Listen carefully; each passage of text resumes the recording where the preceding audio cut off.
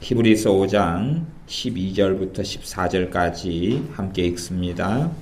때가 오래므로 너희가 마땅히 선생이 될 터인데 너희가 다시 하나님의 말씀의 초보가 무엇인지 누구에게 가르침을 받아야 할 것이니 젖이나 먹고 단단한 식물을 못 먹을 자가 되었도다.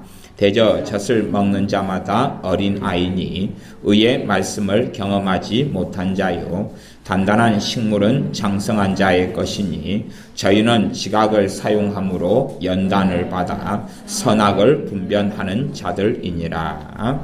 아멘. 지난 시간 수요일에 하나님의 음성을 어떻게 듣는가 첫 번째 시간을 했습니다.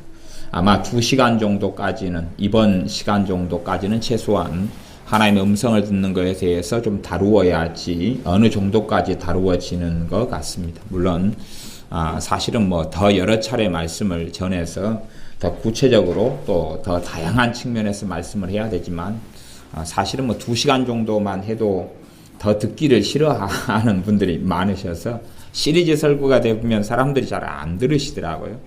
그래서 대부분 이제 개인적으로 한 2시간 정도 하면 정리를 하려고 그러는데, 그래서 전에도 하나님의 음성을 듣는 부분에 대해서 전에 한 4시간짜리 시리즈로 말씀을 전한 적도 있고, 그렇게 여러 차례 말씀을 실상은 전해 왔습니다. 그래서 어떨 때는 하나님의 음성을 듣는, 잘못된 듣는 것의 위험성에 대해서 또 감정 따라서 들으면서 그걸 하나님의 음성, 성령님의 인도하심이다 착각하는 부분의 문제점에 대해서도 많이 이야기해 왔습니다. 지난 시간에 하나님의 음성을 어떻게 듣는가에서 하나님의 음성이 기본적으로 어떻게 들려오냐 하는 부분에서 최고 많이 바르게 들을 수 있는 방법은 내적 확신, 내적 증거라 그랬습니다. 그 내적 증거가 정확하게 작용하려면 평안한 상태가 되지 않으면 정확하게 작용이 안 된다 그랬습니다. 평안 상태가 될 때, 주님 주시는 평안 상태, 그래서 그 평안 상태에 대한 이야기는 지난번 주일 낮 오후에 2시간에 걸쳐서 말씀을 전했고, 관련된 말씀으로는 분주함을 멈추라. 평안 상태를 가장 많이 깨트려 버리는 것이 조급함이다 그래서 분주함, 마음이 막 분주한. 그래서 예전에 분주함을 멈추라 1, 2 설교를 해서 교회 카페 안에 추천하는 말씀에 그것을 다시 올려놓았습니다. 분주한 상태가 되어버렸는데도 불구하고 평상시에 나는 평안하다 그렇게 느끼실 수도 얼마든지 있습니다. 그래서 실상은 이 주님께서 인도하시는 것에 대하여 그냥 당사자인 나보다 심지어는 주변 사람들이 더 잘 알 수가 있습니다. 주변 사람들이 더 그 사람의 문제에 대해서 저 사람을 어떻게 주님께서 인도하시는가 하는 것을 더 잘 알 수 있는 경우가 의외로 많이 있습니다. 그것을 잘못 오해하시면 어떤 교인들의 문제를 주의 종이 더 잘한다 그런 것은 잘못된 것입니다. 그런 걸 이야기하는 게 아니고 함께 믿음 안에서 영적으로 교제하고 함께 사귀고 함께 상대방의 삶에 대해서 알면서 깨어있는 삶을 사는 다른 지체들이 그 사람에 대해서 그 사람의 영적인 상태나 혹은 그가 바르게 어떤 것을 선택해야 되는 부분에서 혹은 잘못 선택하는가 하는 것을 훨씬 더 잘 감지하는 경우가 많다 하는 이야기입니다. 왜냐 그러면 사람들은 자기의 문제가 되면 굉장히 주관적이 되고 맙니다. 주관적이 돼가지고 성령 하나님께서 자신에게 역사하시거나 말씀하시거나 인도하심을 받을 수 없는 상태가 꽤 많이 돼버립니다. 내 문제가 돼버리면 굉장히 주관적이 돼버려요. 그래서 내 문제가 아닌 다른 사람의 문제 같은 경우는 분별력도 생기고 지혜도 생기고 또 어느 정도까지 알 수 있게 되는 일도 있지만 자신의 문제가 돼버리면 좀 문제가 복잡해집니다. 그래서 자신의 문제에 대해서는 잘 해결점이나 바른 방향을 잘 모를 수 있습니다. 또한 심지어는 두 사람이, 한 사람은 믿음이 좀 성장했고 한 사람은 그렇지 않다 그러면 성장한 사람 입장에서는 답이 혹은 지혜로운 길이 한두 개가 보일 수 있는데 성장하지 않은 사람은 그 길을 걷기가 쉽지 않다 그 말이에요. 사실은 답을 제시할 수 있는데 그 사람은 그 답을 제시하는 답을 얻거나 쉽게 그 길을 걸어가는 것이 상당히 어렵습니다. 상당히 어렵다는 것은 단순하게 선택의 문제, A를 선택하냐 B를 선택하냐 하는 것을 넘어서는 문제가 많습니다. 왜냐하면 모험이 필요할 때도 있고 모험 이전에 사실은 내 마음이 하나님의 음성을 듣고 하나님께서 역사하시는 걸 들을 상태가 되려면 이제 평안 상태가 기본이다 그랬어요. 그런데 이 평안한 상태로 쉽게 깨버리는 것들은 굉장히 많은데 그 중에 하나가 분주함이다, 조급함이다. 그것을 지난번에 말씀했습니다. 그 다음에 또 한 가지를 제시한다면 하나님의 음성을 지금 평안 상태가 될 때에 듣기 좋은 상태가 된다 그랬습니다. 내적 확신에 있어서 내적 증거에 성령님께서 우리 안에서 내적으로 증거하시는 것에 가장 기본 상태가 평안 상태인데 지금 우리의 마음 안에가 교만이 들어와 버리면 들을 수가 없는 상태가 돼버려요. 교만이 들어와 버리면 들을 수 없는 상태가 되니까 우리가 정말로 겸손해진다면 엎드린다면 주님 앞에서 엎드린다면 그렇다면 주님의 음성을 더 잘 분별하고 들을 수 있게 되어집니다. 그러면 교만이 들어와 버렸다 그 말은 교만이 들어오면 기본적으로 우리에게 생겨나는 게 판단, 비판, 정죄, 혈기가 생겨납니다. 교만이 들어오면 그래요. 사람이 나는 다른 사람 위에 군림하지 않았고 다른 사람보다 아는 채 잘난 체 하지 않았는데 그게 아니라 교만이 들어와 버리면 그래요. 교만이 들어와 버리면 진리의 길을 따라 걷지를 않아 버립니다. 나중에 기회가 되면 전에 지금까지 아마 제가 한 5년, 7년 안에 한 두어 번 설교는 한 것 같습니다. 그런데 기회가 되면은 말씀을 좀 몇 번은 다루려고 제가 마음에 준비하고 있는 설교가 있어요.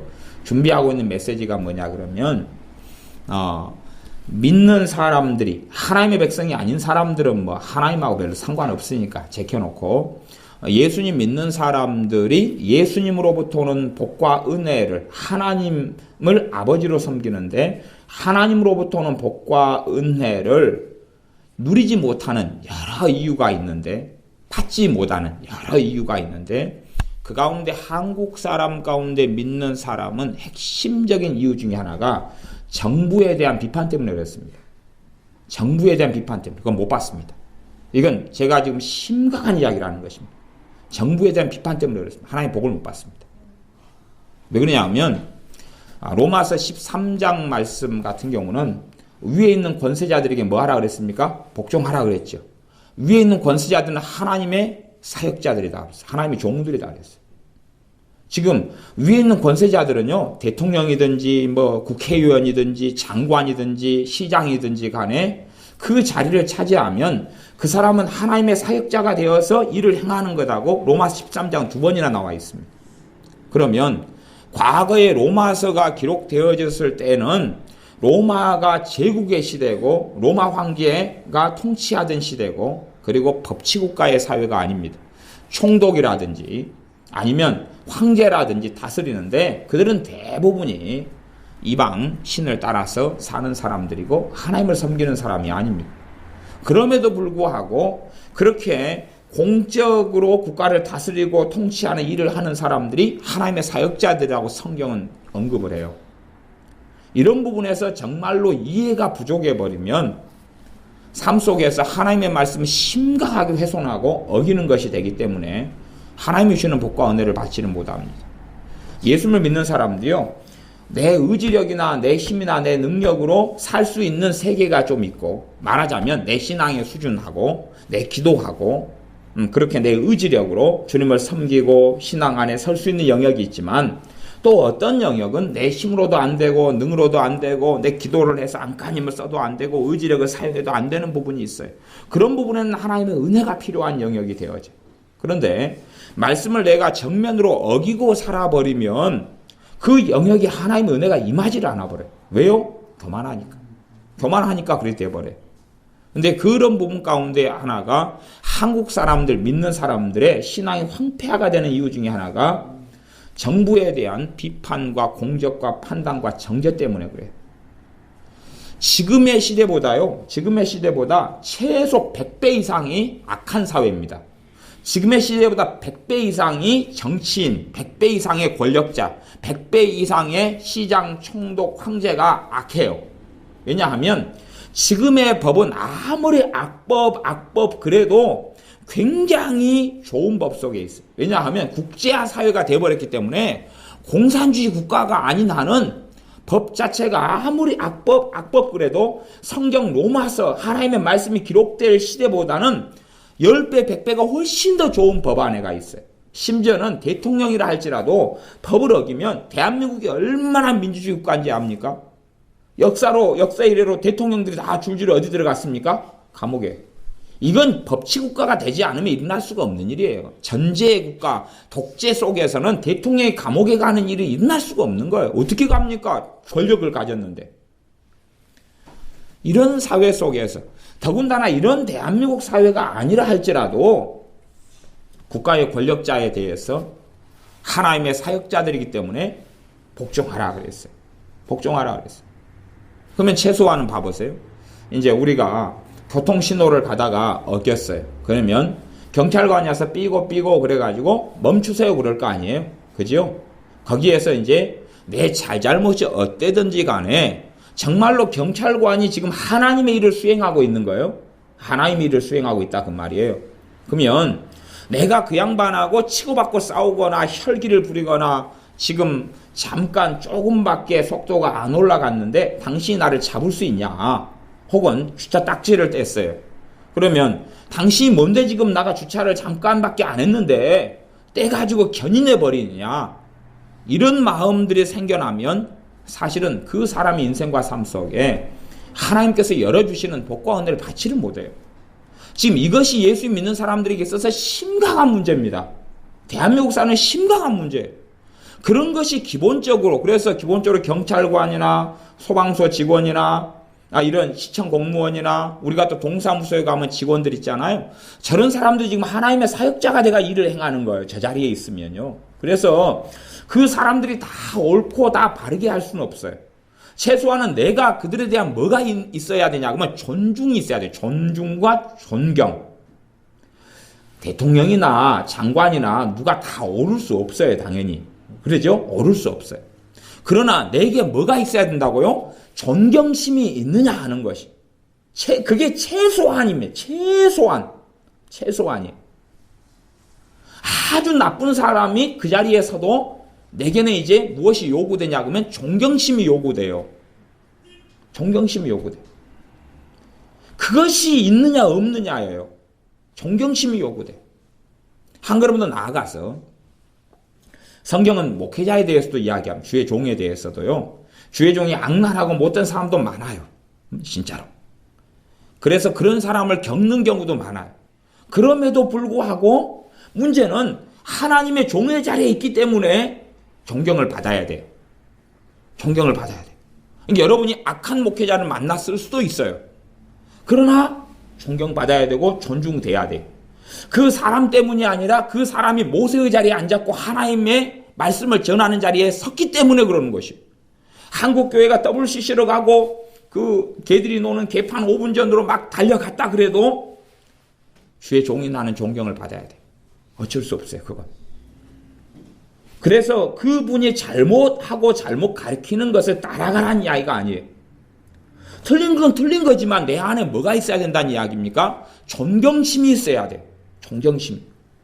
제가 지금 거창한 여러분이 솔직한 이야기로 뭐 국회의원을 평생에 얼마나 만나볼 일이 있겠습니까? 그런 거창한 이야기가 아니라 소방서 일하는 공무원들, 아니면 동사무소 일하는 사람들, 시청에 있는 공무원들, 시청에 어떤 일을 보러 갔어요. 일 처리가 40분이나 안 돼가지고 급한데 막 열받았어요. 그래서 당신이 뭔데 지금 라면을 내가 배부른데 끓이느냐? 열받아 라면. 그리고 막 성질을 낸다. 사실은 믿는 사람들이 그런 지경에 가버리면 별로 예수님 믿으면서도 좋은 열매 못 거둡니다. 이건 실제적인 삶 속에 벌어지는 일이에요. 왜? 하나님의 말씀을 정면으로 많이 어기고 있기 때문에 그래요. 너희는 위에 있는 권세자들에게 복종하라 그랬어요. 그들의 잘못된 말을 다 따르라는 게 아니에요. 최소한은 내 안에 뭐가 있어야 됩니까? 존경심이 있어야 돼요. 그러면 정말로 내 실수와 잘못이 아니에요. 뭐 주차 딱지를나 견인은 좀 시간 내 딜레이를 줘야 되는데 그냥 그들이 마음대로 딱지를 붙이고 잠깐 자리 비웠어요. 그리고 견인까지 해버렸어요. 그런다 할지라도 정말 공경하는 마음으로 겸손한 마음으로 행하는 것이, 그것이 내게 뭐가 있다는 이야기입니까? 겸손이 있다, 그런 이야기예요. 그런 사람에게 하나님은 은혜를 주시는 것입니다. 그런 사람에게 은혜를 주시는. 그렇기 때문에 우리의 삶 속에서 정말 위에 있는 권세자들에게 어떻게 하느냐 하는 것이, 나아가서요 상견들에게 복종하라 그랬어요. 그러면 이제 우리가 직장 생활과 회사 생활을 한다 그 말이에요. 내 상견들에게 과연 내가 어떻게 하느냐는 것이, 그 상견들이 못될 수도 있고 악할 수도 있어요. 그러나 내가 그를 비판하고 공격하느냐, 아니면 하나님을 내가 섬기고 예수님을 믿기 때문에 존중하고 존경하느냐 하는 것이, 그것이 교만이나 겸손이냐의 바로미터입니다. 그냥 잘난 체하고 돈도 없는데, 아니면 잘나지도 못했는데 나 잘난 체하고 가진 체하고 그래 과시하고 그러란 이야기가 아닙니다. 그것이 교만이 아니에요. 그게 교만이 아니라 내가 정말로 존중하고 존경할 자를 그렇게 하느냐 하는 것인데, 사람이 어떤 사람이냐의 문제가 아니고, 그 사람이 어떤 사람이냐의 문제가 아니고, 지금 어떤 자리에 있느냐 때문에 문제가 벌어지는 것입니다. 그 사람이 쓰레기 같은 사람이냐, 아니면 경건하고 거룩한 사람이냐, 존경할 만한 사람이냐의 문제가 아니에요. 그 사람을 이야기하지 않습니다. 하나님의 말씀은 마땅히 존경할 자를 공경하느냐 하는 것이, 직장 상사에서도 그 사람이 별로 좋은 사람이 아닌데 내 머리 위에 사람이에요. 나는 과장인데 그 사람은 차장이고 부장이에요. 그러면 나는 그 사람이 어떤 사람이든지 간에 존경해야 됩니다. 나는 존경해야 돼. 공경심이 있어야 되고 존경심이 있어야 돼. 그때 하나님께서 주시는 복과 은혜를 받습니다.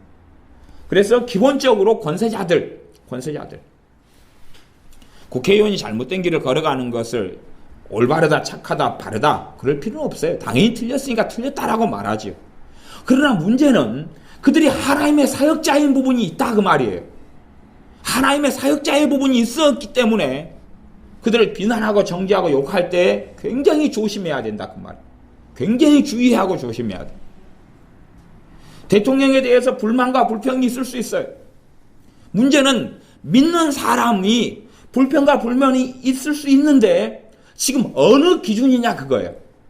무슨 기준이요? 예수 믿는 사람은 세상 기준으로 삽니까? 하나님 말씀의 기준으로 삽니까? 말씀의 기준으로 살아요. 말씀의 기준으로. 내가 세상 도덕과 윤리와 가치관의 기준으로 따라간다면 나는 예수님을 거기에서 부인하고 사는 것입니다. 아니 몰라서 그럴 수는 있어요.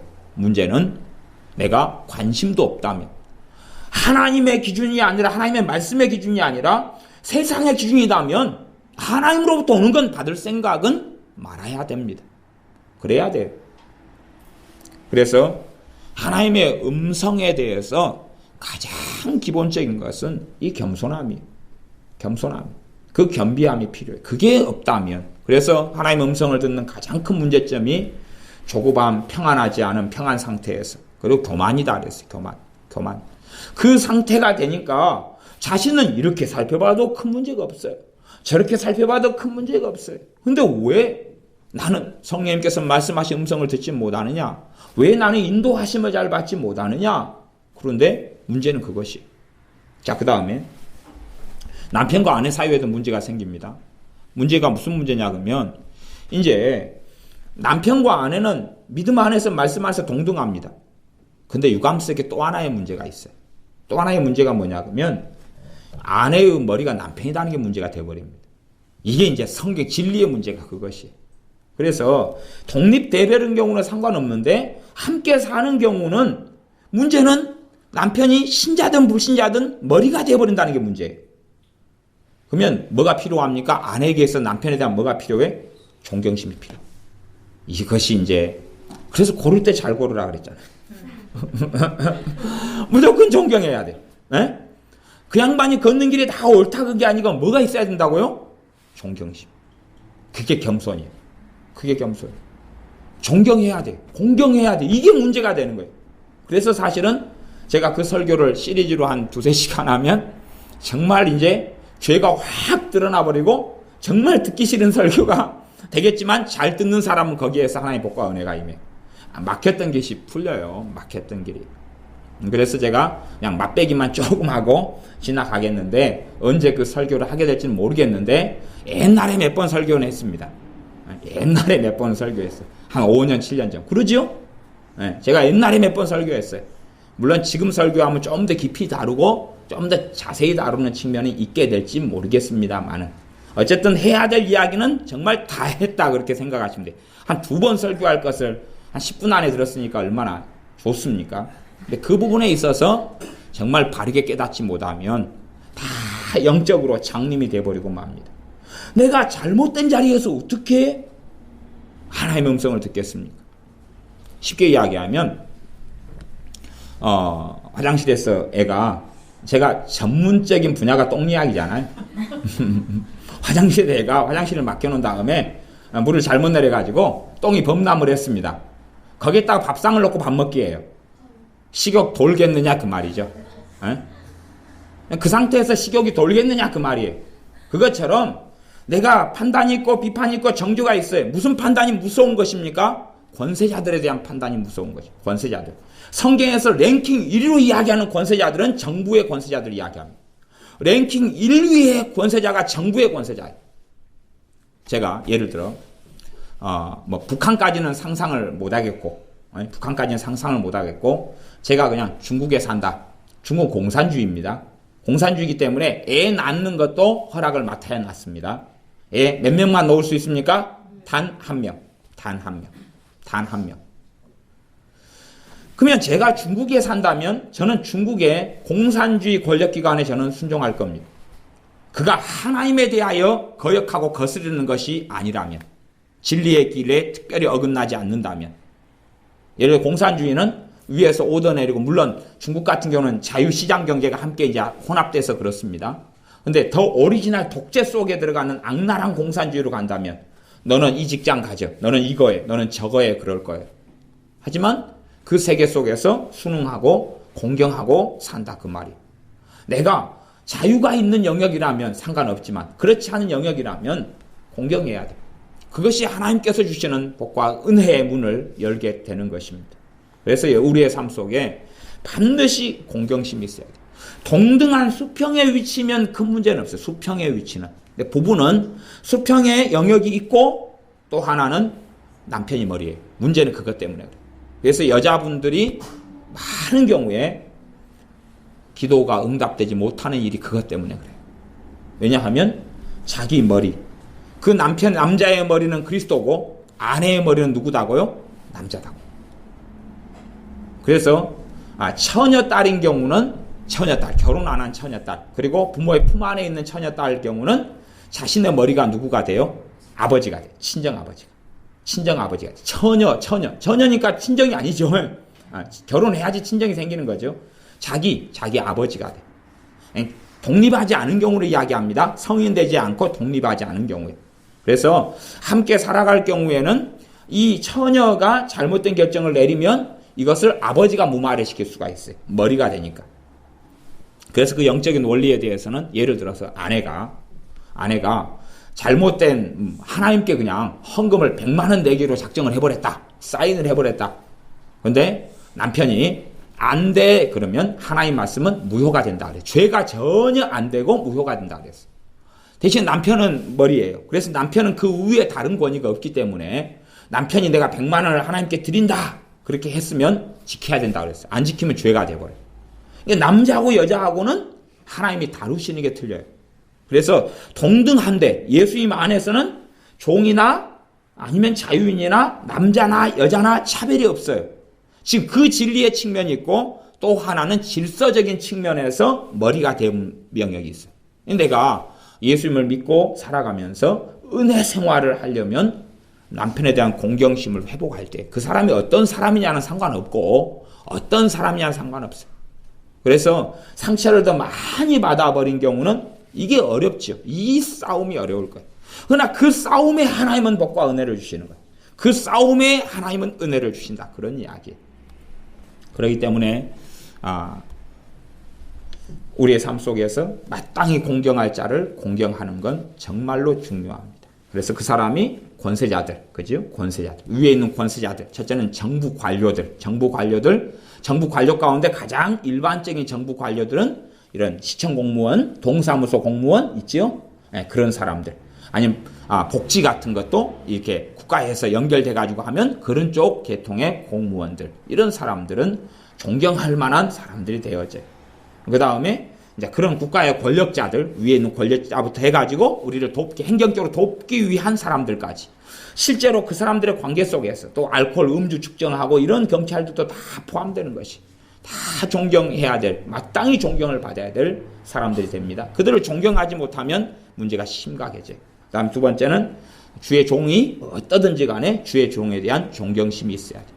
그 사람을 평가하고 판단하고 심판하시는 건 하나님이 하시니까 우리가 할 부분만 하면 되는 것이. 우리가 할 부분만. 그 다음에 여자인 부분은 결혼했는데 여자다. 그럼 남편에 대한 공경심이 있어야 된다. 그 다음에 자녀들 같은 경우에 하나님의 복과 은혜가 어디서 결정되느냐? 부모에 대한 공경심이 있느냐? 부모에 대한 공경심이 있느냐? 그래서 부모에게 공경하는, 부모를 공경하도록, 부모에게 복종하도록 양육하고 잘 키워놓으면, 복종의 그분은 행동, 액션 이전에 마음이죠. 마음. 존경의 모토는 마음이지, 눈 가리고 아웅할 수도 있어요.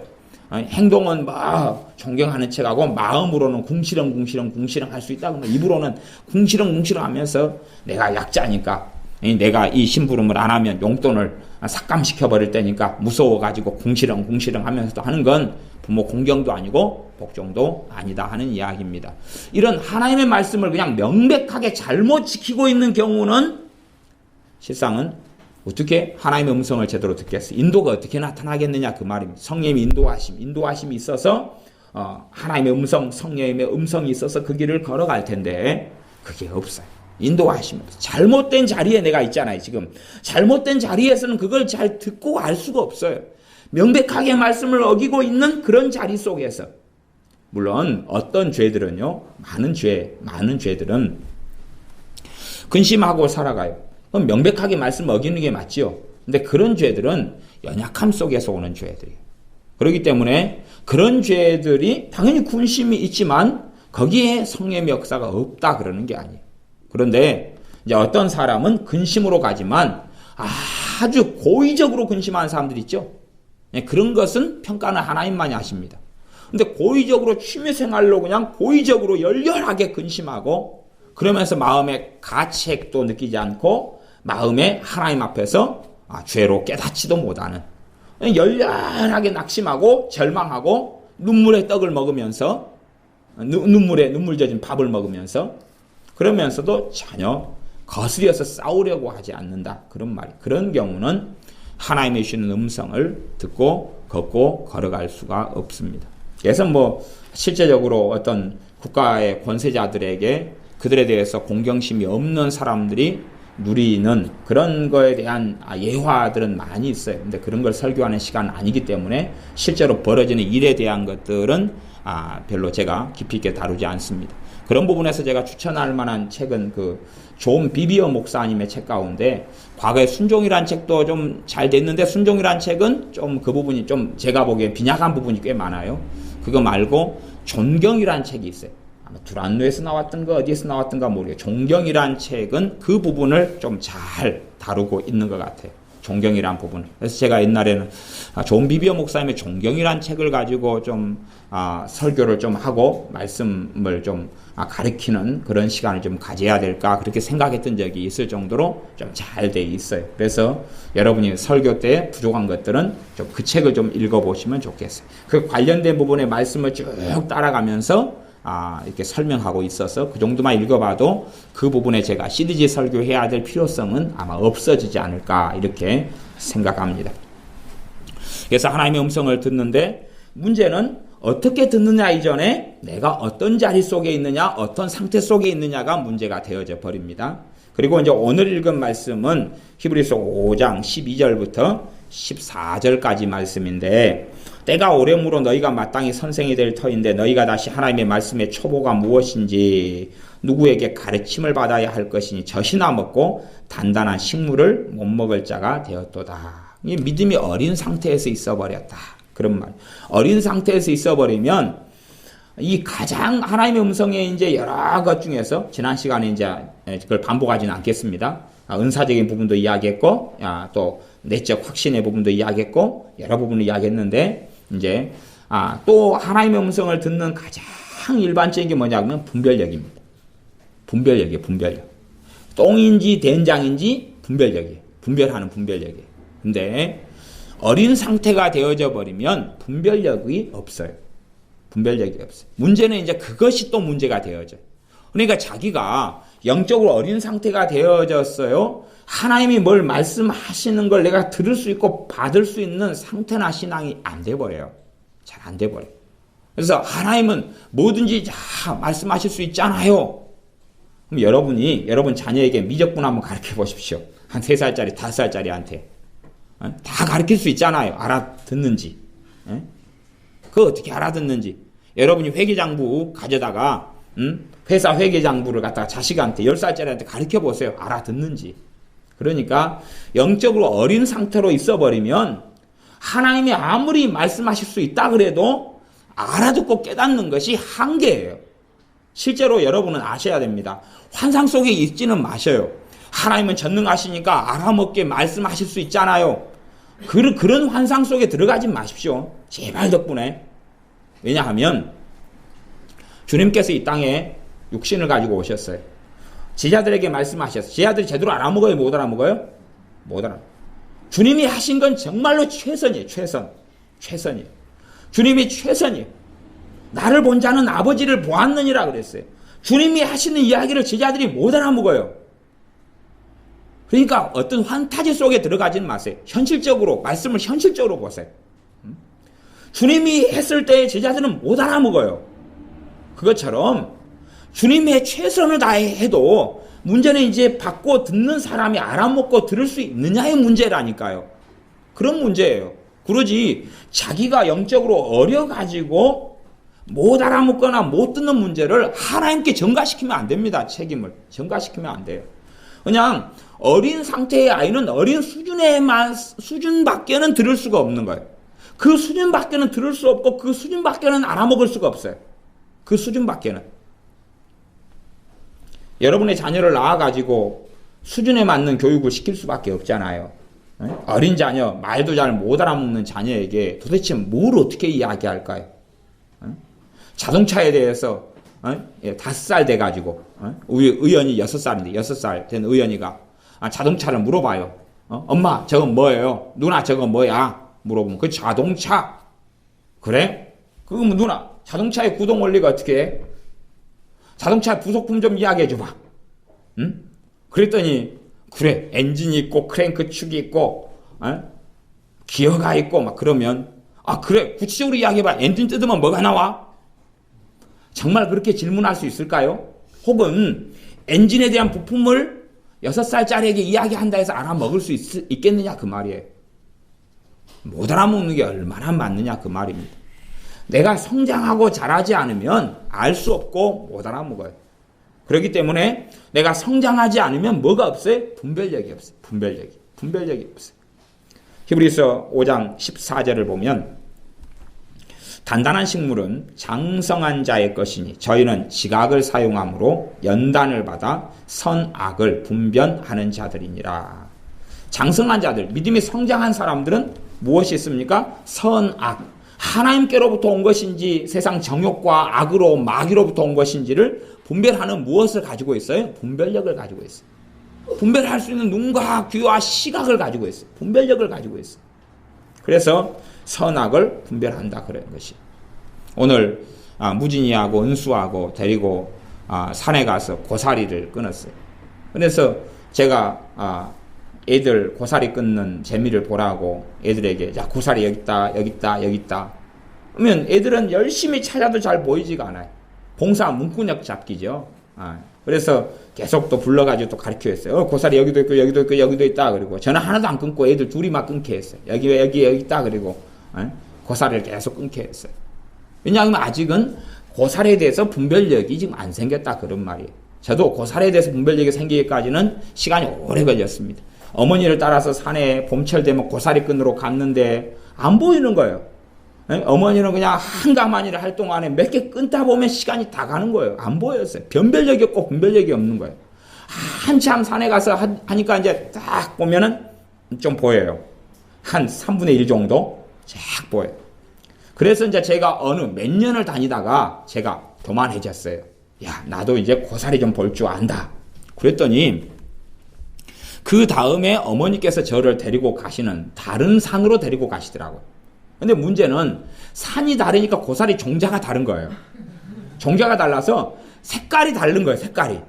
색깔이 약간은 노란빛이 나는, 그전에는 약간 거무틱틱한 빛이 나는 고사리들이었는데 그 산은 전부 다 약간 노란빛이 나요.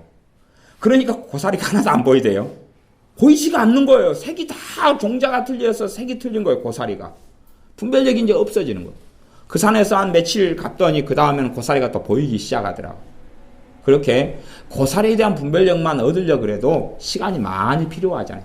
똑같이 눈에 있어도 보이지 않는다 그 말이. 그것처럼 성장하고 자라야지 뭐가 생겨요? 분별력이 생기는 것이. 눈앞에 있어도 모르는 거 있어도 몰라요.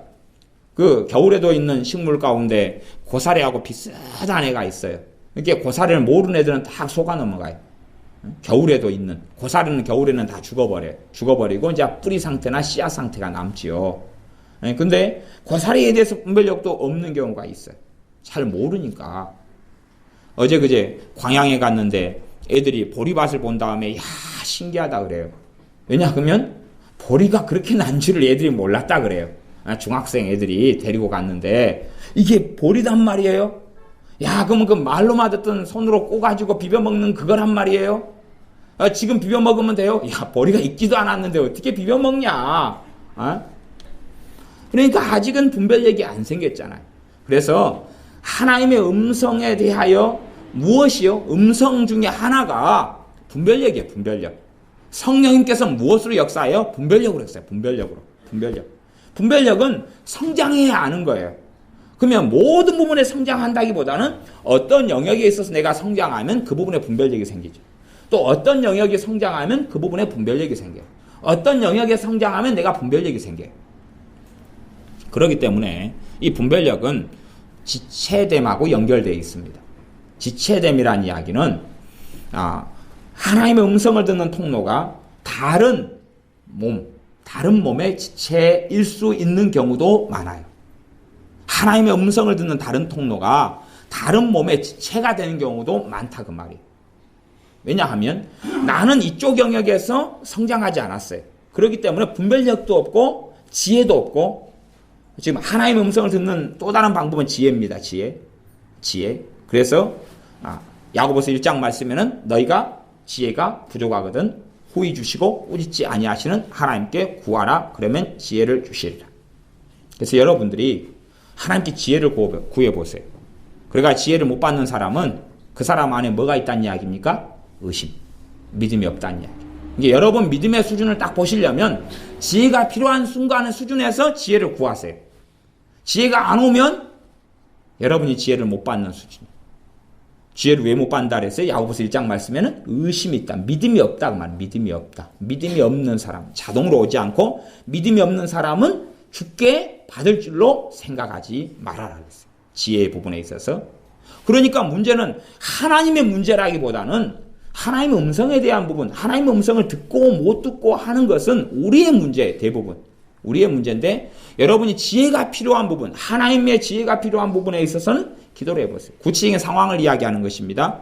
그냥 하나님 쓸 수 있는 무제한 통장을 하나 주세요. 그러면 안 주시는 것처럼 쓸 수 있는 무제한 지혜를 주세요. 그런 건 없습니다. 없고 상황마다 지혜를 받아야 되는데 지혜를 구해보세요. 그러면 그게 현주소예요. 내가 기도를 1시간 하든지 2시간 하든지 30분 하든지 그런 것은 현주소가 아니고 내가 지혜가 필요한 상황에서 주님께 지혜를 구해보세요. 그리고 내 수준에 맞게 지혜가 오면 내가 믿음이 있는 거고 지혜가 안 오면 하나님의 응답하시는 통로를 놓쳐버리는 것이. 여러분의 인생사 속에서 똑같아요. 인생사 속에서 지혜로 해결해야 될 것이 굉장히 많지 않아요. 그렇죠? 지혜로 해결해야 될 분야와 일들이 아주 많다는 것을 여러분 좀 깨닫고 계시죠? 깨닫고 계시잖아요. 가령 우리 진집사님은 화원을 하시니까 딱 어떻게 보면 이게 어떻게 구성이 돼야 되겠다. 이 꽃은 어디로 가고 이 꽃은 어디로 가고 해가지고 이게 쫙 이렇게 작품을 하나를 만들어낼 때 이게 판매가 잘 되겠다는 딱 보면 딱 나오잖아요. 지혜가 통찰이. 그게 지혜란 말이에요. 그 지혜예요. 그래서 지혜로 삶의 많은 부분을 해결하잖아요. 우리 손집사님은 옷을 굉장히 멋있게 잘 입으시잖아요. 그럼 그쪽 부분은 지혜가 있으신 거예요. 그러면 딱 설 때 내가 무슨 와이셔츠 무슨 헤어스타일에 넥타이가 지금 뭐가 돼야지 이게 딱 이렇게 멋이 있고 세련됐다. 이게 지혜가 있잖아. 우리 돌산에 우리 유효석 성도님 있으신데 얼마나 옷을 세련되게 입으셨는지. 요즘에 약간은 좀 땡땡이를 요즘에 하고 계시지만 근데 딱 옷을 보면 그냥 젊은 사람보다 훨씬 세련되게 입으셨어요. 저보다 나이가 연배가 많으시지만 저보다 훨씬 세련되게 입으셨어요. 저는 그냥 주구장창 옷 갈아입기도 싫어하고 막 그런데 굉장히 세련되게 입으셨어요. 그러면 그에 대해서 뭐로 해결하는 거예요? 옷을 입을 때 되면 지혜로 해결하는 거예요. 지혜로. 그잖아요. 지혜로 삶이 해결돼야 할 때 부분. 우리 이 집사님도 미장원을 하시니까 아시잖아요. 손님이 딱 오면 이 양반이 헤어스타일이 물론 똥꼬집을 부려가지고 안 어울리는 헤어스타일을 하자고 그냥 엄청 어기는 손님이 있으면 해주는 것이 지혜지만 그러냐 이제 그 좀 알아서 좀 해주세요. 어떤 그 머리가 어울릴 것 같아요. 그러면은 지혜를 딱 사용하잖아요. 그죠? 그렇게 삶 속에 지혜가 사용되는 영역이 많아져야지 삶을 잘 살고 계시는 겁니다. 그런데 그렇기 때문에 지혜의 필요성을 느껴요. 그러면 하나님께 기도하고 응답이 하나님의 음성 아니에요. 지혜로 받는다 그 말이 지혜로. 어떤 영역들이 지혜로 받아요. 근데 지혜로 받아야 될 영역을 지혜를 안 구하면 못 받는 것이 못 받아요. 제가 오늘 그 산에 가서 임자 없는 그 매실을 봐서 매실을 좀 따가지고 왔어요. 근데 그러면 이제 매실이다 그러면은 콘크리트 있는데 매화나무가 있다. 그래 매실이 열렸다. 그러면 그걸 딸 때 이제 통성기도로 할까요? 이게 그냥 콘크리트에서 이제 있으면 짝대기로 두드리잖아요. 그럼 매실이 떨어져가 어떻게 돼버려요? 다 깨져버리잖아요. 상품이 안 되고 다 깨져버리는 것이에요. 그럼 이 상태에서 이제 우리가 기도를 해요. 하나님, 내가 짝대기로 매실 나무를 막 두드릴 테니까 떨어져서 깨지지 않도록 천사를 보내서 보호해 주세요. 천사가 굉장히 바쁠 거예요. 갑자기 막 50개, 100개씩 후두두두 떨어지면은 그 다음에 제가 어느 매실나무 콘크리트 있는 데서 매실나무를 두드렸거든요. 근데 그 집이 좀 높아요. 높으니까 거기서 제가 두드렸더니 무슨 일이 벌어진지 아세요? 물론 매실이 많이 깨지고 막 깨지고 그랬지만 저 밑동네에서 저 몇백 미터 밑에까지 매실이 다 굴러간 거예요. 하고 동네 사람들이 주워가지고 올라왔더라고요. 저 아래에서 올라오는 분들이 이 집에서 매실 따고 있구나. 그리고 물론 제가 나무집에 가서 이 매실을 따가라 그래가지고 막 우들었는데 바리케이트를 앉혀놨더니 저 아래까지 매실이 그냥 계속 굴러가는 거예요. 골목이 위로 아래로 흐르는 골목이거든요. 그러면 그걸 하나님께 기도하면서 하나님 막아주세요. 천사를 보내서 다 담아주세요. 떨어지자마자 받아가지고 통 안에 담아주세요. 깨끗하게 상품 좋게. 기도하면 응답이 됩니까? 안 됩니까? 안 되지요. 매실을 딸 때 어떤 지혜를 사용해서 할 것인가 하는 지혜가 필요하잖아요. 그럼 보통은 이제 이렇게 딱 밑에 천막을 갖다 밑에 딱 걸어요. 걸 수 있으면. 그래가지고 밑에 딱 이렇게 받쳐놓고 넓게 해가지고 때리면 천막 안에 쑥 쌓이잖아요. 그런 지혜부터 시작해서 지혜로 해결을 해야 된다 그 말이에요. 그러지 그것을 기도 응답으로 하나님 능력을 주시옵소서. 한번 뜯을 때 다 떨어지고 그 다음에 떨어지자마자 이것이 통 안에 축구 선수 잘 차는 선수 있잖아요. 이 기성용 선수라든지 박지성 선수라든지 그런 선수처럼 그냥 두드리면 공도 아니고 농구공도 아닌데 그냥 골대 속으로 다 들어가 가지고 하는 그런 게 아니고 그런 영역은 지혜를 구해야 되잖아요. 그럼 여러분의 삶 속에 내가 지혜를 받는 사람인가를 확인하셔야 돼요. 평상시에 내가 지혜를 구하는 사람이고 지혜를 받을 믿음이 있는가. 그래서 여러분이 가지고 있는 삶의 지혜보다 플러스 알파가 나타나고 계셔야 돼. 여러분의 지혜의 수준 있잖아요. 여러분의 지혜의 수준. 여러분의 지혜의 수준에서 그 수준만 있다면 주님께 지혜 구하고 받을 필요가 없잖아요. 그런데 여러분의 지혜의 수준에서 플러스 알파거든요. 플러스 알파가 120%. 내가 가진 지혜가 다 쓰면 100%잖아요. 그래서 200%가 될런지 150%가 될런지 그걸로 하나님께서는 음성을 주신단 말이에요. 지혜가 음성 중에 하나인데 지혜가. 근데 그걸 내가 받을 수 있는 수준이 되느냐 하는 문제가 됩니다. 지혜. 그 앞에는 분별력이다 그랬습니다. 성장하면서 지혜의 수준도 달라질 거고 받는 분별력의 수준도 달라집니다. 그래서 분별력 자체가 하나님의 음성에 들어가는 것이. 하나님의 음성을 그냥 귀로 들리는 음성은 그것은 평생에 잘 들으면 믿는 사람이 잘 들으면 한 번, 두 번입니다. 여러분 귀에 육성처럼 들리는 귀로 들리는 하나님의 음성 그것을 잘 들으면 제가 잘 들으면 그랬습니다. 평생에 한 번, 두 번입니다. 그런 음성을 추구하고 구하는 사람들은 큰일이 납니다. 큰일이 나요. 내주하시는 성령님을 통하여 심령 안에 세미한 음성, 은사로 역사하시는 음성, 그리고 내적 확신을 통해서 말씀하시는 평안을 통해서 때론 껄쩍지근함, 평안, 마음의 불편함, 그 다음에 평안함, 이걸 통해 말씀하시는 음성이 대다수다 그랬어요. 그 가운데 이제 지혜가 있고, 그 다음에 제가 지체됨이 있다 그랬죠. 지체됨. 지체를 통하여, 다른 사람을 통하여 말씀하신다. 다른 사람을 통하여 말씀하신다. 다른 사람을 통하여. 근데 다른 사람을 통해 말씀하셔도 일반적으로 틀린 것은 뭐냐 그러면 나를 지배하고 조종하는 이야기는 틀려요. 다른 사람이 나를 도와야 되잖아요. 그렇죠? 돕는 것하고 지배하고 조종은 틀리죠. 여러분이 갑자기 뜬금없이 있는데 어떤 옆에 사는 집사님이 막 기도를 샬라샬라 하다가 찾아왔어요. 그래서 집사님, 주님이 말씀하시기를 아침에 당신이 나한테 10만 원 주라네요. 에?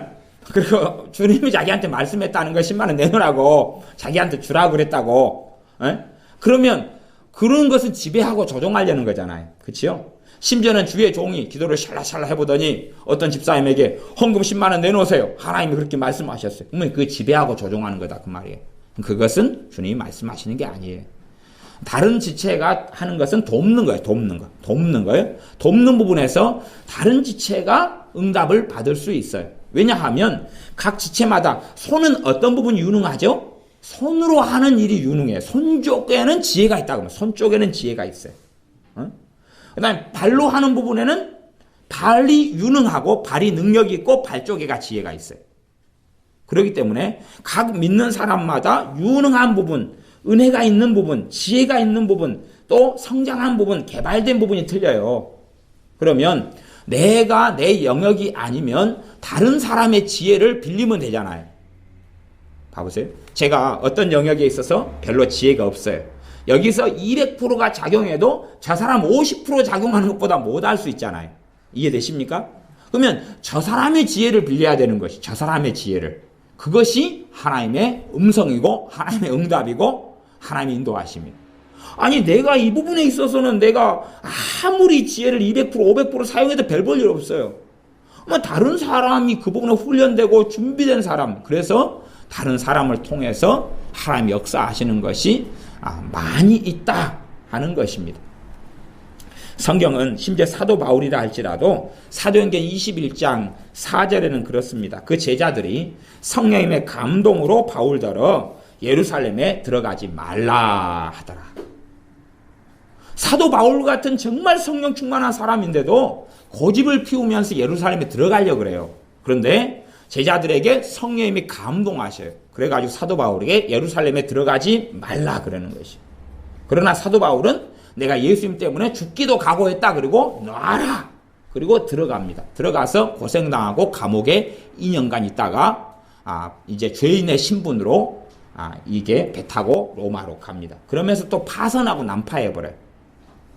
그것보다 훨씬 더 좋게 사도 바울이 로마에 복음을 전하러 갈 수 있는 길은 많이 있었다는 것이. 물론 나중에 주님을 위하여 순교당하는 거 당연한 거겠지만 그런 여정이 아니고도 훨씬 좋은 여정도 있었는데 사도 바울도 한 고집하셨지요. 그래서 성령의 감동으로, 성경이 그렇게 돼 있어요. 사도행 21장 4절에 그 제자들이 성령님의 감동으로 바울더러 예루살렘에 들어가지 말라 하더라. 그런데도 들어가는 것이. 그래서 이제 하나님의 음성 중에 하나는 이제 뭐냐 그러면 감동이 있어요. 감동. 그렇죠? 감동이 있어요. 근데 감동은 성경에 사용하는 감동이라는 단어는 굉장히 폭넓게 사용하고 있습니다. 그래서 폭넓게 사용하는 단어의 출처나 모양이나 모습까지는 제가 다 이야기해 드릴 수는 없습니다. 굉장히 폭넓게 사용하고 있어요. 그래서 감동이 일반적으로 어떻게 쓰이냐 그러면 은사의 작용으로 많이 쓰여요. 감동이 은사의 작용으로 많이 쓰여요. 이게 감동과 은사가 별로 떨어져 있질 않아요. 자요. 박교사님 치유사역 할 때 되면 누가 딱 오면 기도해 줘야 되겠다 감동이 와요 안 와요? 오지요. 그 은사의 작용이잖아요. 그치요? 저분 어깨에 손이 얹어주고 싶어지네. 그리고 감동이 온다 그 말이에요. 저분 기도해 줘야 되겠다 감동이 와요. 지난주에 서울에서 예배를 인도할 때 어떤 집사님께서 제가 보통은 설교가 끝나고 안수기도를 안 하거든요. 그래서 혼자 그냥 기도해요. 제가 안수기도는 별로 안 해요. 근데 제가 주일날 설교 끝나고 안수기도를 다 했어요. 안수기도 다 해드렸어요. 그거 아마 몇 달에 한 번 있는 사건이에요. 몇 달에 한 번 있는, 제가 비싸서 그런 건 아니에요. 제가 비싸서 그런 건 아니고 저도 굉장히 저렴한 사람인데 안수기도를 별로 안 좋아해요. 그런데 이제 집사님 한 분이 나는 목사님한테 안수기도를 주님 받아야 되겠습니다. 그리고 간절히 기도하고 사모하신 거예요. 그러니까 이제 저한테 감동이 왔어요. 감동이. 안수기도를 해줘야 되겠다. 보통은 안수기도를 하려고 하면 제가 은사라든지 제 부르심하고는 좀 틀려가지고 제 마음이 좀 평안하질 않아요. 기쁨으로 자원함으로 안수기도가 안 돼요. 근데 어떨 때는 그게 와요. 제가 안수기도 하는데 자유함이 있어요. 은혜가 있고 자유함이 있어요. 성령의 감동이 와요. 이렇게 감동이 오면 그때는 제가 이제 안수를 해주는데 지난번에는 그 감동이 왔어요. 그래서 예배 끝나고 이제 안수기도를 했어요. 그러니까 그분의 말씀이 정말 그걸 사모하고 이제 기도를 해주셨으면 하고 간절히 바라셨다 그래요. 그래서 제게 그 감동이 왔죠. 그래서 그런 감동은 이제 은사적인 부분하고 좀 다르고, 근데 일반적으로 감동은 내가 은사가 있는 부분이 쉽게 감동이 돼요. 그 영역이 쉽게 감동이 돼요.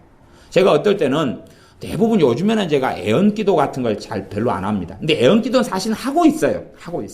애언기도를 어떤 양상으로 제가 하고 있냐 그러면 기도를 받고자 하시면 제가 영의 기도로서 그분의 자리에서 주님께 기도하는 것하고 축복기도하고 애언적으로 그분의 자리에서 영의 기도를 하는 그런 애언하고 요즘에 하는 제가 애언의 방식이 그런 거고, 일반적으로 하나님께서 어떻게 하기를 원하십니다. 어떻게 주님께서 해주실 겁니다. 이런 식의 양상의 애언기도는 제가 별로 안 해요. 요즘에는 한참 몇 달 동안 제가 안 합니다.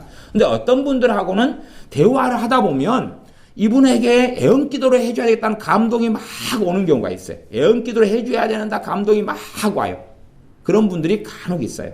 그러면 제가 바로 그냥 애언기도로 들어가요. 어쩔 수 없어요. 감동이 막 오면 애언기도로 바로 돌아가지고 들어가요. 이제 그렇게 제가 영의 기도로서 그분을 위해서 기도를 해주다가 바로 끝나고 다시 또 기도해 드릴게요. 그리고 애언기도나 혹은 방언 통역으로 이렇게 기도를 해드려요. 감동이 은사적인 부분에 있을 때는 감동이 쉽게 오죠.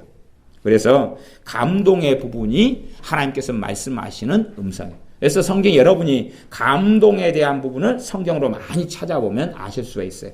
애언에 대해서도 베드로 후서 1장 21절에 보면 애언은 사람이 사사로이 하는 것이 아니라 하나님의 감동하심을 입은 사람들이 받아서 하는 것이다 그래요. 그러니까 애언도 뭐예요? 하나님의 감동이 와가지고 하는 거다 그러잖아요. 그런 것처럼 이 감동이라는 것이 단순하게 그냥 누구를 보니까 야 내가 도와주고 싶네, 돈 좀 보태주고 싶네, 그렇게 돌봐주고 싶네, 이런 감동이 올 수 있는데 그것이 깨끗하게 잘 오는 사람은 구제, 섬김의 은사가 있는 사람이 이게 좀 깨끗하고 정확해요. 그쪽 은사가 있는 사람들이 정확하고 깨끗해요. 그렇지 않은 사람들은 정말로 주님께로부터 감동이 아니라 연민일 수도 있어요. 연민. 짠하고 안 됐어가지고 꼭 나를 보는 것 같고 막 그래가지고 그럴 수도 있어요. 물론 그것이 꼭 다 나쁜 거다 그런 건 아닙니다. 그러나 충분히 과도하고 충분히 육적일 수 있다 그런 이야기입니다. 그래서 은사적인 부분에서 감동이 오는 것은 정확도가 굉장히 높아요. 정확도가 굉장히 높아요. 은사적인 부분에서 오는 것은. 근데 은사적인 부분이 아닌 부분의 감동은 틀릴 수가 있어요. 틀릴 수 있어요. 왜? 그게 감동이 아니고 감정일 수가 있어요. 우리는 감정적으로 살잖아요. 하나님께서 감동도 우리 감정하고 같은 것 같지만 그건 우리 심령 깊은 곳에서 영의 감동이라고 표현하는 거예요. 영의 감정이라고 표현하기도 하는데요. 우리의 감정하고 감동이 좀 틀려요. 그래서 여러분이 감정을 감동으로 이렇게 착각하는 경우가 많이 생기세요. 그런 부분들은 사실은 감정이 막 일어날 때 이게 감동처럼 여겨지는데 막 일어날 때 여러분 안에 조급함이 있느냐, 죄책감이나 정죄감이 있느냐, 아니 평안이 있느냐라고 확인하면 그게 진짜인지 가짜인지를 아실 수가 있어요. 물론 그걸 확인하는 전체의 방법을 제가 다 설명한 건 아닙니다. 그냥 가장 기본적인 이야기만 제가 하고 있습니다. 여러분의 감동이 나타날 때에 여러분이 감동대로 안 행하면 막 정죄감이 오고 죄책감이 오고 그러면 사실은 주님하고 상관없는 것이 많아요. 근데 여러분이 감동이 왔는데 평안이 있어요. 평안이 있어요. 깊은 쉼이 있어요. 평안이 있어요. 그런 경우는 또 기쁨이 있어요. 기쁨. 주님께로부터 오는 것은 막 기쁨도 있어요. 그 다음에 성령님께서 그 부분을 보호하심도 있어요. 예를 들어 제가 어느 교회나 뭐 어떤 곳에 집회를 하러 간다 그럴 때에 주님께서 인도하시고 기뻐하시는 집회라면 제게 그 집회를 이제 하고 승낙을 하고 가려고 그러면 제게 설레임이 있어요. 제게 기쁨이 있다 그러면 기쁨이 있어요. 기대감이 있어요. 주님이 어떻게 일을 하실까 하는 기대감이 있고 기쁨이 있어요. 그러나 주님께서 인도하시는 집회가 아닌 경우인데 제가 사인을 하고 그렇게 한다. 지금 이번도 지금 그런 집회 하나가 문제가 지금 됐어. 제가 지금 취소를 해야 되는데 이 게으름병이 사람한테 이게 죄송합니다. 그러기가 저도 굉장히 이것이 그래서 취소를 지금 이제 미루고 있는데 다음 주는 꼭 할 거예요. 근데 그런 경우는 제 안에 뭐가 있니? 껄쩍지근함이 와버려요. 답답함이 있고 성령님께서 그 부분을 보호를 안 해버리셔. 보호를 안 해가지고 그 부분에 있어서 감동이 안 와요. 계속되는 감동이, 계속되는 마음의 기쁨과 평안이 오질 않아 버려요. 그러니까 당장은 충동적으로 예스 그렇게 했는데 그때는 이제 감정이 했잖아요. 감정이. 그래서 참 제가 감정이하고는 잘 지내기가 싫어요. 감정이하고는 그게 또 뒤쪽이 정자 돌림인데 송감정이하고는 좀 지내면 곤란하지. 송감동하고는 지내야 되는데 감정은 좀 지나면 그 다음에 껄쩍지근해지고 지저분해지고 깊은 주님의 평안이 오질 않아요. 그래서 후회가 오고 마음 지킴이 잘 벌어지지 않아요. 성령님으로부터는 감동은 마음 지킴의 기본적인 게 돼요. 마음 지킴의 기본적인 게 돼요. 그 다음에 예외는 있지만 일반적으로는 순리적으로 이렇게 풀어져요. 일이 순리적으로 억지로 뜯어 맞추고 막 어떻게 하고 막 하는 게 아니에요. 예를 들어 어느 집을 내가 구해야 되겠다, 사야 되겠다, 전세를 얻어야 되겠다. 그런데 성령으로부터 감동이 오면 이게 짝짝짝짝 맞아가지고 탁 돼요. 그러지 이거 돈 없어, 이리 돈을 꾸러가고 저리 꾸러가고 큰일 났다 그러고 막 그렇게 되는 건 사실은 그런 게 아니에요. 그래서 성령으로부터 오는 감동은 뭐가 있어요? 평안함이 있어요. 평안함이 있고 안식이 있고 쉼이 있고 마음을 지켜주시는 부분이 있어요. 그래서 성경은 감동을 통해서 하나님께서 많이 말씀하신다. 애언도 뭐라고요? 감동이 와가지고 하는 게 애언이다 그랬어요. 베드로 후서 1장 21절의 이야기다 그랬습니다. 또 요한계시록 1장 10절에 보면 사도 요한도 이 주님에 대해서도 그렇게 이야기해요. 내가 성령님에 감동하여 그렇게 성경이 기록돼요. 요한계시록 1장에 보면 내가 성령님께 감동하여 그렇게 이야기해요. 그러니까 성령님의 감동을 통해서 사도 요한이 이것도 보고 듣고 하는 부분이 함께 있었다 하는 이야기입니다. 또 구약시대의 은사 가운데서 굉장히 손으로 하는 은사를 탁월하게 받은 사람 중에 한 명이 오홀리압 같은 사람이에요. 오홀리압 같은 경우는 뭐라고 성경에 기록되냐 그러면 오홀리압이 하나님의 감동을 받아가지고 가르쳤다 그래. 사람들에게 가르쳐. 이렇게 해가지고 천막을 만들고 텐트를 만들고 천을 만들고 이렇게 작업을 해라. 그렇게 가르쳤다 그래. 그게 출애굽기 35장 34절인데 오홀리압을 감동시키사 가르치게 하시며 그러는 것이. 왜냐하면 오홀리압은 그 부분에 은사가 있고 재능이 있고 능력이 있고 지혜가 있고 가르칠 수 있으니까 감동을 주시는 거예요. 그러니까 저한테도 제가 가르치는 쪽에 사명과 은사가 있기 때문에 어떨 때는 가르치라는 감동이 와요. 이 부분을 가르쳐라 그리고 감동이 와요. 그러면 제가 이제 막 가르치면 성령님의 은사가 이렇게 역사를 해요. 그런 것이 하나님의 음성이다. 그것이 하나님의 음성은 굉장히 폭넓어요. 제가 지금 이 정도만 이야기하고 말씀을 이제 마무리에 가겠지만 굉장히 폭넓어요. 그래서 아까 지체됨에 대해서 지체로서 온다 그랬잖아요. 사도 바울 같은 경우가 청년 사울이었을 때 열심히 회개기도 하고 있을 때 누가 주님의 말씀을 메시지를 가지고 왔어요? 제 주님의 제자 아나니아가 가지고 왔잖아요. 그렇죠. 그것처럼 내가 다 못 들을 때도 있다 그 말이에요. 내가 다 못 듣고 못 할 때가 있어요. 우리는 다 지체고 부분이기 때문에 우리 자체가 퍼펙트한 완전체가 아니에요. 완전체가 아니기 때문에 주님이 머리인데 최소한은 내가 몸으로서 완전하다 그래도 뭐가 없습니까? 머리가 없어요. 내가 몸으로 완전하다 그래도 배도 빵빵하고 옆구리살도 빵빵하고 엉덩이도 빵빵하고 그런데 머리가 없어요. 이것은 소설에 나오는 것입니다. 판타지 소설에 나와요. 그러니까 곤란해지죠. 그래서 아무리 완벽해도 머리가 없어요. 머리가 주님이시잖아요. 아무리 완벽해도 머리도 주님이 없습니다. 또 이 목부터 발끝까지가 아니에요. 우리가 손, 발, 코, 입 부분이기 때문에 다른 지체들과 신앙 안에 믿음 안에 교제를 통하여 함께 확인도 하고 또 우리는 주관적이 돼. 막 급하고 조급하고 성급하고 심지어는 낙심이나 불안이나 절망이 들어오면 들을 수 있는 상태가 안 돼 버려요.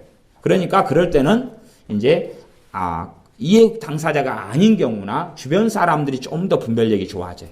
예를 들어서 남편이 막 불안하고 성급하고 막 그러되면 누가 듣기가 좀 더 좋아요? 아내가 듣기가 좋고.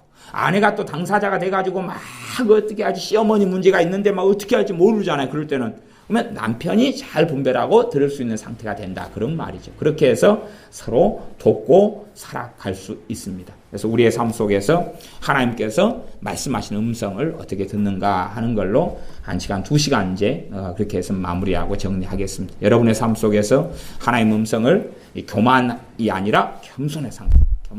마땅히 공경할 자, 존경할 자를 존경하는 것. 그 겸손한 상태 속에서 있을 때에 잘 듣게 되고 평안 상태로 코드를 맞춰놨을 때에 잘 말씀하시는 것을 듣고 우리의 믿음이 성장하면 성장할수록 분별력이 성장해서 분별력 자체가 음성이다. 분별력 자체가 음성. 그래서 성령의 은사 가운데 분별의 은사가 있는 것이. 분별의 은사만이 아니라 분별하도록 성장해가는 것 자체가. 그래서 가지게 되는 상식, 가지게 되는 지혜, 가지게 되는 그런 것들이 다 음성이고 또 일반적으로는 지혜가 필요한 것에 지혜를 구하여서 지혜로 응답을 받는다는 것입니다. 그러지 여러분이 전등이 이렇게 저걸 끼워야 돼요. 그러면 전등을 여러분이 못 끼다 그러면은 끼워야 되는 사람도 필요하겠죠. 그 기도해서 응답도 필요하겠죠. 그런데 여러분이 전혀 도와줄 수 없다 그러면 전등을 끼고 가는 지혜를 여러분이 그때 구하고 얻어야 될 거 아니에요.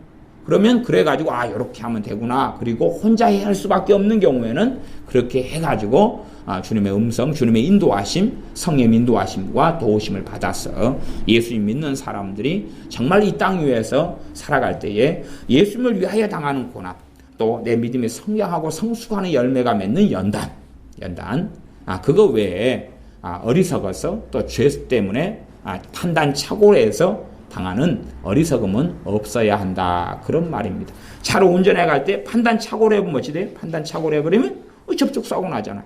거기에서 하는 것은 주님하고 상관이 없습니다. 제가 하나만 말씀을 더 드리고 말씀을 마무리하겠습니다. 사람들이 고난에 대해서 많이 이해가 어그러지고 잘못된 경우가 굉장히 많아요. 고난에 대한 이해가 책도 많이 C.S. 루이스의 고통의 이유인가 그런 책부터 시작해서 또 오카노 목사님 책도 있고 고난에 대한 책은 무진장 많아요. 필립 얀시의 책부터 해서 굉장히 많습니다. 그래서 옳은 부분, 틀린 부분, 부족한 부분 막 짬뽕되어 있는데요. 로마서 5장으로 이야기한다면 그렇습니다. 요즘 로마서 강해를 하고 있으니까 이게 고난에 대한 바른 이해는 뭐냐 하면 고난은 그런 성경은 환란이라 그랬습니다. 환란으로 돼 있는데 환란이란 그 헬라어 단어가 고난이나 고통이나 이걸 다 뜻을 다 함께 가지고 있는 단어입니다. 그러니까 어떨 때는 고난으로 번역이 되고 어떨 때는 환난으로 돼 있고 어떨 때는 고생으로 돼 있고 그렇게 번역이 됩니다. 근데 환난은 무엇을 가져옵니까? 인내를 가져오고 인내는 뭘 가져옵니까? 연단을 가져온다 그랬어요. 연단은 뭘 이루어요? 소망을 이루어요.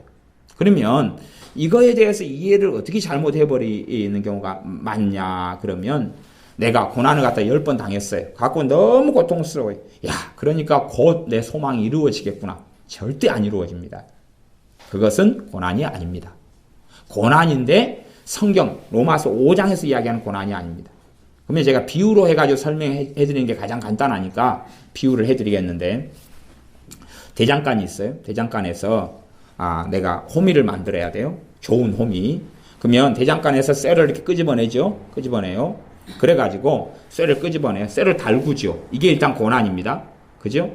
달궈가지고 주물을 잘 해요. 주물을 잘 해가지고 호미가 나왔어요. 그럼 이 정도 고난 당하면 고난이 결국은 지금 주물을 잘 해가지고 나왔어요. 이게 인내는 한 번의 과정이 필요했어요. 인내가 한 번의 과정이에요. 한 번의 과정으로 나왔어요. 주물이 나왔어요. 이 정도면 흐리부리해도 조금은 쓸 수 있어요. 제품이. 이것이 연단이라 그런 거죠. 연단은 그 과정을 맺혀가지고 결과물, 연단이라는 헬라어 단어가 결과, 증거물, 마지막 결과물이라는 의미를 같이 가지는 거예요. 그래서 그러면 이제 호미를 끄집어내가지고 빨갛게 쇠가 달아졌을 때 망치질을 한단 말이에요. 그렇죠? 망치를 3번 했어요. 3번이 인내예요. 인내. 3번이 끝나니까 더 좋은 호미가 됐죠. 그죠? 이게 연단이에요. 그러니까 고난과 인내와 연단은 하나예요. 하나예요. 그러니까 인내가 끝나면 결과물이 바로 좋아져 있어요. 여러분이 로마서 5장에서 이야기한 성경에서 말씀한 고난을 받았다 그러면 바로 열매가 좋아져. 결과물인 여러분 자신이 좋아져 있다니까요. 좋아져 있어요. 다시 이제 이게 좀 더 망치질 필요해. 그래가지고 숯불에다 달궈요. 빨갛게 또 되지요. 그러면 다시 망치질 해요. 그러면 결과물이 망치를 한 번 하면 더 좋아지고 또 한 번 하면 더 좋아지고 또 한 번 하면 더 좋아지고 물에다가 식히고 아주 좋아지잖아요. 그죠? 그래가지고 나중에 이제 호미 끝에다가 나무를 박아야 되니까 이제 뜨거운 상태에서 나무를 갖다가 팍팍팍 집어넣어요. 그 과정을 거치면 거칠수록 결과물이 더 좋아지잖아요. 그게 연단이에요. 이게 진짜 고난은 고난 받으면서 나라는 존재 자체가 좋아져요. 좋아져요. 그냥 좋아져요. 과정을 한 단계 거치면 더 좋아지고 한 단계 거치면 더 좋아지고 인내죠. 인내. 한 단계 거치면 더 좋아져요. 싸구려하고 비싼 거의 차이가 어디 있습니까? 싸구려는 과정이 짧다는 거고 비싼 메이커는 과정이 길다는 거예요. 비싼 것은 이 실바늘까지도 없도록 이 실밥조차 없도록 다 이렇게 하잖아요. 그치? 옷을. 그래서 옷을 싸구려를 보면은 실밥이 하고 제가 중국산 전자계산기를 하나 사가지고 썼더니 맨 처음에는 멀쩡하게 왔어요. 이게 잘못해가지고 엎어졌는데요. 숫자가 다 떨어져. 내용물이 전부 다 우두두두두 쏟아져 버리는 거예요. 어쩐지 3,000원 주고 G마켓에서 주문했더니 전자계산기 요만한 게 한 번 엎어졌더니 끝나버리는 거예요. 맨 처음에 작동되는 것 같다가 우두두두. 그 다음에 이제 제가 전전가위가 하나 필요해가지고 제가 그 전전가위에 대한 그게 있거든요. 왜 그러냐면 제가 농업교육과 출신이고 그러니까 전정을 막 하고 살아서 좋은 전전가위 하나 가지는 게 소원이고 그랬어요. 전전가위만 보면 좀 뿅 하는 게 좀 있어요. 그래서 이제 저기 가서 이게 1,000원샵 있잖아요. 또 이제 비싼 거 사기는 그렇고 1,000원샵에 가니까 또 눈에 보기에 보암직하고 가짐직한 전전가위가 하나 있더라고요. 가격도 보니까 저렴해요. 5,000원이에요. 그래서 케이스에 담아져가지고 있길래 좋아. 하나 5,000원 주고 바로 사왔죠. 그래가지고 이제 화분에서 이제 뭘 자를 게 있어요. 옳다구나 이거야. 그리고 저 풀 별거 아닌 거 있잖아요. 별거 아닌 거. 자르려고 딱 했더니 그 자리에서 우드드 쏟아지면서 다 분해가 되어버리더라고요. 손잡이부터 시작해가지고. 갖고 한 번도 이게 화분 끝에 나온 거 자르려고 했는데 다 그 자리에 쏟아져 버렸어요. 쓰레기통에 그대로 다 집어냈어. 5,000원짜리. 메이드 인 차이나. 물론 중국산이 다 나쁘다는 건 아닙니다. 중국산 제품이 없으면 이 나라 전 세계 경제는 유지가 안 됩니다. 근데 어쨌든 간에 그렇게 돼버리고 마는 것이. 그러니까 이것이 좋은 제품은 과정을 더 많이 거치는 거예요. 이게 여러분이 정말로 주님으로부터 온 고난, 그리고 인내, 연단이면 고난을 딱 했어요. 내가 더 좋은 소망을 이루고 있어요. 첫째는 이 땅에서 소망, 주님을 닮아가고 주님과 동행하고 성령 충만하고 죄가 더 끊어져 가고 더 성숙하고 이런 딱 열매. 그리고 궁극적으로 주님 앞에 섰을 때 착하고 충성된 종이라는 소망이 이루어져 가는 거예요. 이 땅에서 소망, 주님 앞에 섰을 때 소망. 이게 정말 정상적인 고난은 결과물이 나하고 무관하지 않아요. 그러지 그냥 10년 동안 정말로 비참하게 살았다. 뭔가 고난은 내가 다 당했어. 언제 소망이 이루어질까 인내하라면서 성경을 그렇게 해석하시는 분들이 있던데 절대 그렇지 않습니다. 자, 로마서 강의할 때 그 부분을 설교를 해놨으니까 잘 들어보시면 됩니다. 그래서 고난이라는 것으로 하나님께서 음성과 응답과 인도가 있을 수 있어요. 그러나 그것은 결과물이 바로 좋아요. 그냥 고난 탁 받으면 더 좋고 정금같이 나와요. 더 고난 받으면 순도가 그전에 30%짜리였어요. 30%짜리 고난을 더 받으니까 순도가 50%짜리가 되는 거예요. 한 번 더 받으니까 60%, 한 번 더 받으니까 70%, 한 번 더 받으니까 80% 그렇게 되는 거예요. 그러지 고난을 받아서 그냥 마음에 그냥 완전히 그냥 오만 가지 그냥 고통으로 가득했다. 한 번 더 고난을 받으니까 그냥 미쳐버릴 것 같다. 한 번 더 받으니까 우울증이 와버렸다. 한 번 더 받으니까 만성병이 와버렸다. 주님 언제나 소망이 이루어지겠습니까? 연단은 소망을 이루는 줄 알면 절대 안 이루어집니다. 절대 안 이루어지고 마귀가 찾아오고 귀신 역사하고 잠자리가 사납고 비참해집니다. 그건 고난이 아닙니다. 그건 성경에서 이야기했던 고난이 아닙니다. 그건 주님께서 이야기했던 자기 십자가도 아닙니다. 정말로 자기 십자가는 그것을 걸으면 걸을수록 나란 존재가 더 변화되어 있고 더 성장해 있고 더 주님을 닮아 있고 더 은혜 속에 살아가고 더 성령 충만하고 더 주님과 깊은 관계 속에 살아가는 것입니다. 그것이 성경에서 이야기하는 고난. 그래서 고난과 인내와 연단은 하나예요. 하나. 물론 다 다르죠.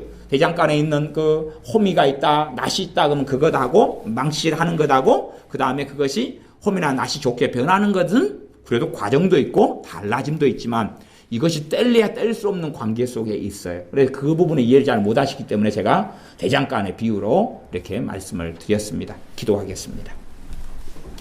아버지 하나님, 우리의 인생과 삶 속에서 주님은 관여하시며 성령 하나님은 역사하시며 우리를 인도하시며 우리에게 음성을 주시며 말씀을 통해 말씀하시고 은사들을 통해 지혜를 통해 감동을 통해 다른 사람들을 때로는 통해서 말씀하시며 분별력을 통해서 말씀하시고 인도하시오매 우리가 주님의 음성을 잘 듣고 분별하여서 주님께서 인도하시는 좋고 아름다운 길에서 주님을 영화롭게 할 수 있도록 우리가 지혜를 가지고 또 믿음이 성장하고 자라고 분별력을 가지며 또한 성령의 은사들이 더 풍성해져서 은사를 통하여 말씀하시고 인도하시는 것을 잘 알 수 있게 해 주시옵소서. 무엇보다 우리가 정말로 주님 앞에 겸손한 사람들이 되어져서 국가의 권세자들에게 존경하고 존중하는 마음을 가지게 하시며 때론 좋지 않은 주의 종들이라 할지라도 우리가 반드시 주님의 말씀 진리의 종의 자리에 있기 때문에 그들을 공경하는 우리가 되게 하여 주시옵소서. 또한 나아가서 아내된 사람들, 자녀된 사람들은 부모를 공경하고 남편을 존경할 수 있는 그러므로 하나님 앞에서 바르다 인정을 받아 삶 속에 하나님께 주시는 큰 은혜와 귀한 도우심을 누리며 살게 하여 주시옵소서. 예수님의 이름으로 기도하옵나이다. 아멘. 같이 말씀을 붙잡고 하나님께 함께 기도하겠습니다.